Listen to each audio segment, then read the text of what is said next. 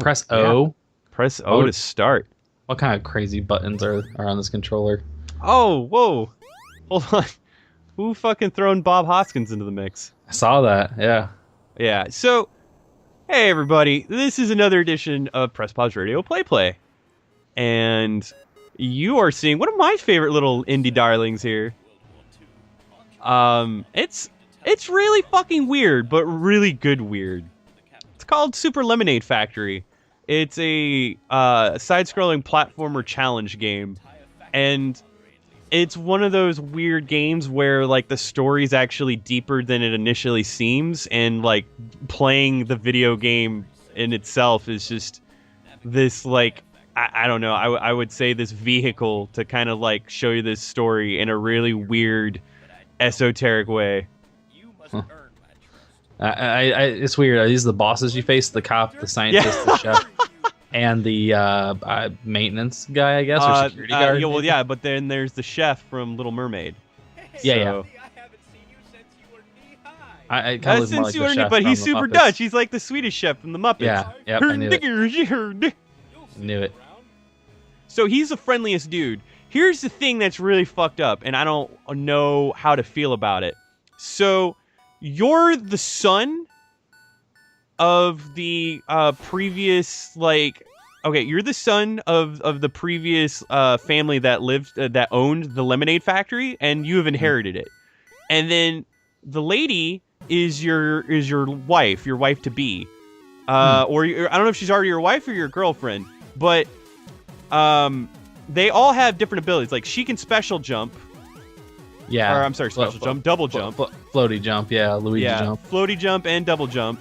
Oh, nice. And he can rush through walls. Now, to get the level completed, you have to talk to the dudes. Now, they can still hurt you if you touch them, but you have to stop and talk to them and learn a little bit of the story. And then if you talk to all the characters on the level, you'll get a complete. You cannot, they won't talk to, I don't remember his name.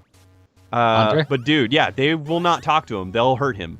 So they'll only talk to her.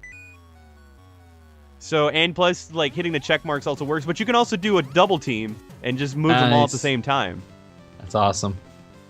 Yeah, so it's weird because it throws in, like, all these different little challenging bits of, like, micromanagement in areas that are fundamentally designed around each, like, character's strengths and weaknesses.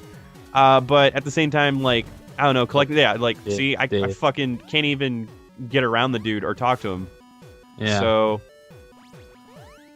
So it's like, as you're playing, you're getting all this exposition, like, of the story, like, each time you do a level? Yes. Huh, that'd be a lot to kind of keep up with. It is. Like, I kind of pride myself on when I play a game that has a story, like, I try to, look into as much of the story as I possibly can, like, all the side stuff.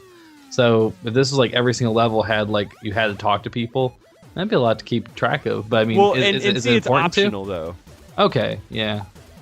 Yeah, but see, you run like you learn about like the history of Super Lemonade Factory and like its status after World War II, because this game takes place like shortly after World War II, as you can tell by the fashion. And yeah, you just go through and essentially by talking to everyone, you slowly build their trust and you unlock a different ending. Oh, okay. How many different endings are there? So see, I'm not too familiar with that. Cause like, I know that there's also branching paths, which is weird. The game is so not clear about anything that it does, but it's a fun little distraction. And like, see here, like the thing is like, talking to all the characters isn't really all that challenging. It's just like finding them or trying to find where they're at, because they're all designed with her in mind to talk to. So even when they're hidden, like they're engineered to where she can like find a way there. But like, sometimes they'll involve him, like, because he can do like a fucking rush to like I think his name is Liselot. I don't know who the fuck is Liselot, and who the fuck names their children like that. Isn't that the lady though? I think Andre's the guy. Andre is his name. Yeah, you're right. Yeah, That's still a very strange name for a woman. Yeah, a little bit. So, and you're not being like timed, right? Like this isn't like a fast No. Super Meat Boy, get it done quick kind of thing. You're just strictly just here just to complete the levels, talk about the factory. Yeah, and even then you'll get some worthless exposition like that, like, oh, that guy was just complaining. That's all. It seems so different to me that they would just focus on the story, and I don't know.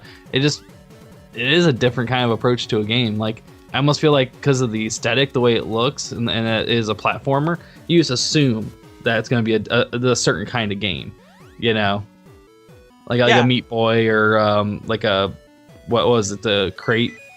Was that one Crate game? Box? Yeah, like that's just kind of what you assume when you see something like this. But okay, his dash breaks apart stuff. Okay. Yeah, which is cool though. But he can also he can carry Liselot and still do the dash. But see, if we were to both go through the exit door, then we'd beat the level, and I want to get that soda bottle.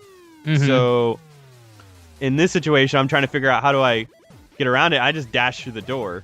So there, and like it's like, because when you do a dash, you're able to pass through checkpoints or do that without like being sucked in it. And yet there's like a wall of spikes waiting there for me. So the game is very like it has a very intentional design to it. Yeah. And like I don't see that a lot. Especially don't see, like I said, a game that weirdly presents like its narrative in such a way. Like you would assume that this game doesn't really have anything very deep. But yeah. You find out like about Andre's father, and like you'll even like find out more. Like the thing is, it's weird. You'll find out about Andre, but you'll do that as Liselot because that's the only one they'll fucking talk to. They won't talk to him, and then they'll kind of like talk about how the dude's like this irresponsible asshole, and they'll like how like they don't even approve of the way you guys got together. Because there's even story as to how they met each other, like during the war. Like it's all this shit, and it's just this like pixel ass fucking game. Yeah. So I don't know. I really dug it though. But yeah, the levels get crazy big. Like this level's huge, and even then, like I said, you gotta micromanage all these little points where like Andre wouldn't be able. And see, I have one heart to fuck with, so I just use my heart, and I realize, okay, there's nothing down there. What happens when you lose both hearts? Oh, you lose the level and you start all over. You start unless you're at a checkpoint. Okay, so that the checkpoint is, you would start back there. Yeah, well, no, Liselot would start there. But not him. Okay, not him. That's why they have their own individual checkpoints. I see. So, yeah, so you just found out that Andre's like father started the lemonade factory in the garage. Yeah. Like, it's little stuff, but like, it's weird because it's done so quickly and it's done so cryptically that I don't know, like, because it's funny, because some of it's worthless and then some of it's really deep. Yeah. But at the same time, like, it's this fucking music, it's this, like, weird, bright, cheery aesthetic. So, like, you know what I mean? Like, I don't know how much I'm supposed to really care or how much I was expected to care about it. You know what I mean? No, I agree, yeah. I feel like if you weren't careful, you would just kind of just blow through it and not even pay attention. And it sounds like that's not really what you want to do if you want to get the most out of it, because you might otherwise just say, well, I don't understand what this game is doing. Like, it seems like it's kind of boring if you're not paying attention to the story. You know, like the platforming alone, the puzzle mechanics, like, don't really make it a game. I feel like you'd have to get that exposition, talk to people, and get that story, or else, you know, it's just gonna seem like it's just some mindless platformer, like a weird puzzle platformer. You know, and it's trying to be more than that, but you wouldn't notice that unless you paid attention. So yeah, and while there's this like history lesson going on, the inspectors also, I completely forgot about that.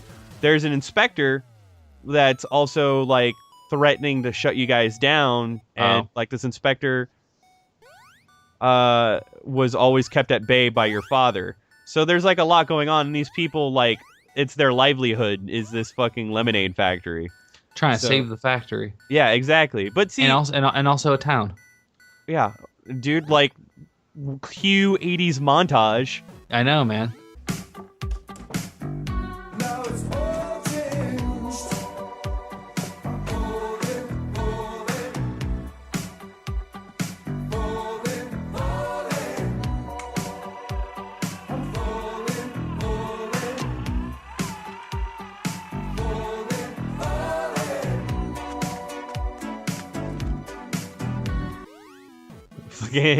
But it's not in the 80s. This is in World War II. What would it have been if this was the same thing but in the 80s? What drink would they be producing in the 80s? This would be like Crystal Pepsi Royal or Cola. something. RC Cola. RC Cola. Okay. RC Cola. Like the most See that. disgusting, completely out of touch cola ever. Seriously, if you drink RC Cola, you're a fucking horrible human being. You have like absolutely no palate. I would legitimately not trust a single thing you said. I would play this game if it was in the 90s and they were in a factory that made clearly Canadian. That would be the game I would play. That'd be amazing. Dude, Can we get the sequel? Yeah, I you know what I was expected to, because of the aesthetic and just like the weirdness, if like this was not really a lemonade pack, because look at all these bubbles. I feel like this whole thing is just like a front for like alcohol sold during the Prohibition era. Oh, there you go. Yeah, or like some crazy Willy Wonka shit going on. Yeah, something like that. And you just find out like, no, it's just this fucking really dangerous ass factory with spikes for no explicable reason. I know, like they're making lemonade. Like it just there's a bunch of sugar. I don't see one single damn lemon. Do you? Yeah, no, I see boxes of workers. I haven't seen disconcerting. I haven't seen not a one lemon yet. Whole time. And see, like, okay, so I fucked up there. I left Andre in a precarious position. So in certain situations, like touching okay, so like I left him there where there's like this enemy that's walking back and forth. I wouldn't have like died, but if I left him like under a platform and I switched to him, like I would have lost Andre. It's really weird, some of the shit that goes on. But anyway, yeah, I gotta fucking talk to this asshole here. Okay, paperwork. All right, well, that was it. Very worthwhile conversation. Exactly. I don't even know how he exactly feels about the paperwork either. Yeah, there was no exclamation mark or question mark. I did. I'm sorry, you really did. I like the shine on his bald head. I think it's a really nice touch. This is true. Yeah. Like, I can imagine the sheen. Like, have you noticed that like all the lemonade's like purple or pink? It's weird. I would assume because there's like bottles of fizz. That's like the one thing that like weirded me out the most. Is like all the bottles and sugar and everything you collect. There's no like traditional yellow lemonade. So it was, I don't know, it was very strange. It could be the Prohibition era lemonade.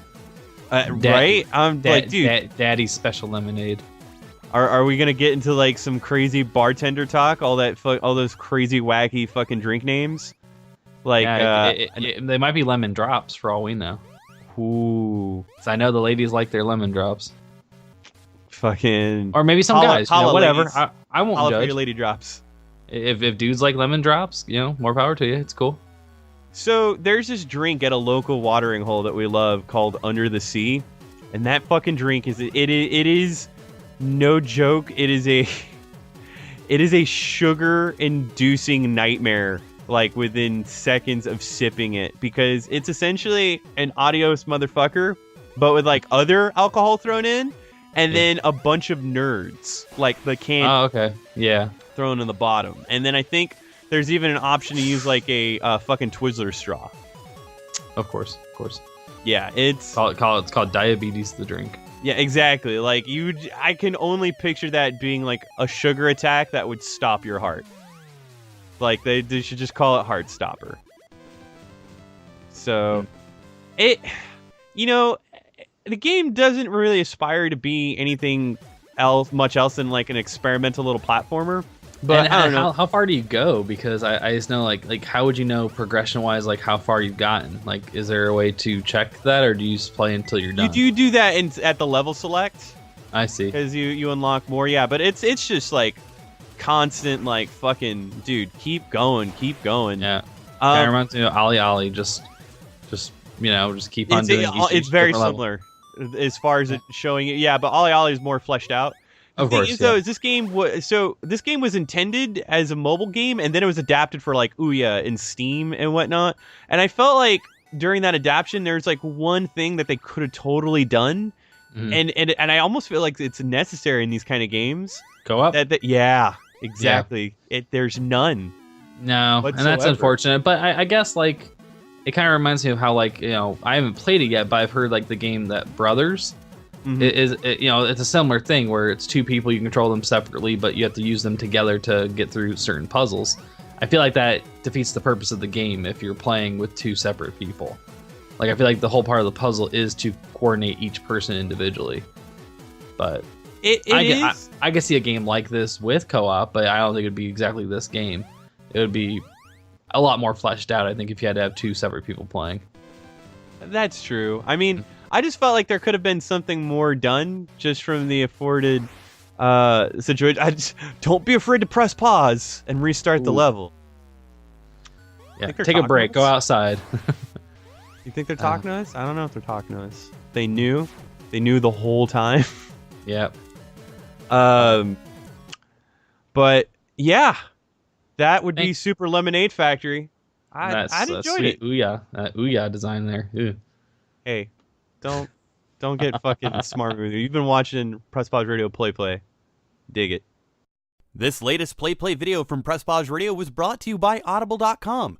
Get a free audiobook download at www.audibletrial.com/presspauseradio, and you can get access to over 100,000 titles to choose from your iPhone, Android, Kindle, or MP3 player.